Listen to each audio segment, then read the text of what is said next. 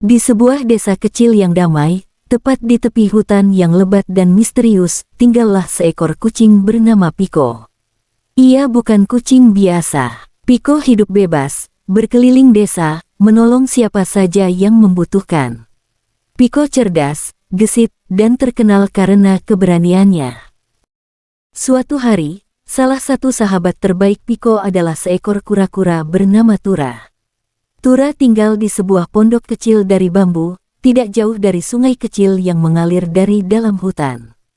Aku menanam pohon pisang agar tidak perlu khawatir saat musim kemarau datang, kata Tura suatu sore saat mereka duduk di bawah pohon. Piko mengangguk, ide yang bagus. Hutan ini bisa jadi keras saat kekeringan tiba. Beberapa minggu kemudian, Tura datang terburu-buru ke rumah Piko. Wajahnya gelisah. Piko, pisang-pisangku hilang. Hampir separuh ladangku kosong. Piko segera ikut Tura menuju ladang. Benar saja, banyak pohon pisang yang buahnya hilang. Beberapa pohon bahkan tercabut, dan kulit pisang berserakan. Sepertinya ini bukan ulah manusia, gumam Piko sambil memeriksa jejak kaki kecil di tanah. Aku mencurigai monyet dari hutan, kata Tura pelan. Beberapa hari terakhir, aku mendengar suara-suara dari pepohonan di malam hari. Piko mengangguk, aku akan menyelidikinya malam ini. Malam pun tiba. Bulan bersinar terang, membuat bayangan pepohonan menari di tanah. Piko menyelinap ke ladang pisang dan bersembunyi di semak. Beberapa jam berlalu tanpa suara. Lalu tiba-tiba, krak, sebuah ranting patah di atas pohon. Seekor monyet coklat melompat turun dan tertawa kecil sambil membawa pisang di tangannya. Hehehe, pisang lagi. Makan malam lezat. Piko melompat dari semak. Berhenti. Itu bukan milikmu. Monyet itu kaget dan hampir menjatuhkan pisang. Siapa kamu? Namaku Piko. Dan kamu mencuri dari ladang sahabatku. Monyet itu menatap pisangnya, lalu ke arah Piko. Aku lapar. Di dalam hutan tidak ada makanan. Semuanya kering. Piko menatap monyet itu dengan cermat. Ia tampak kurus dan bulunya kusut. Namamu siapa? Tanya Piko. Roko, jawab monyet itu pelan. Piko pun mendengarkan cerita Roko.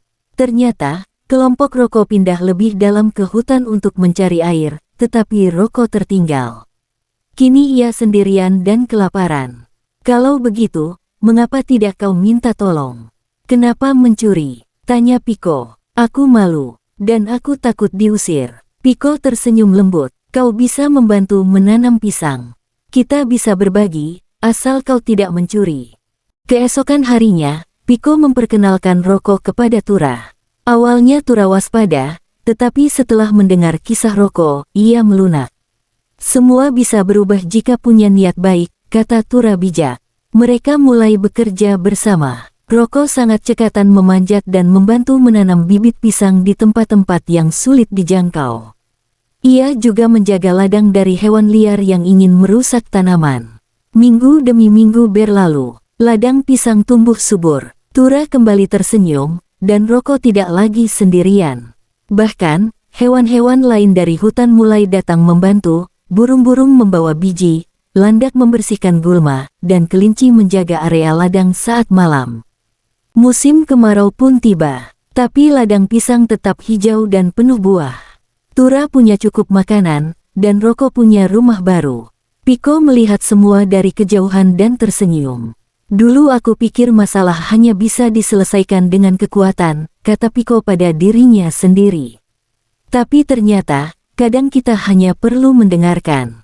Sejak saat itu, ladang pisang mereka dikenal sebagai ladang persahabatan, tempat semua hewan hutan boleh datang, asal tidak mengambil tanpa izin.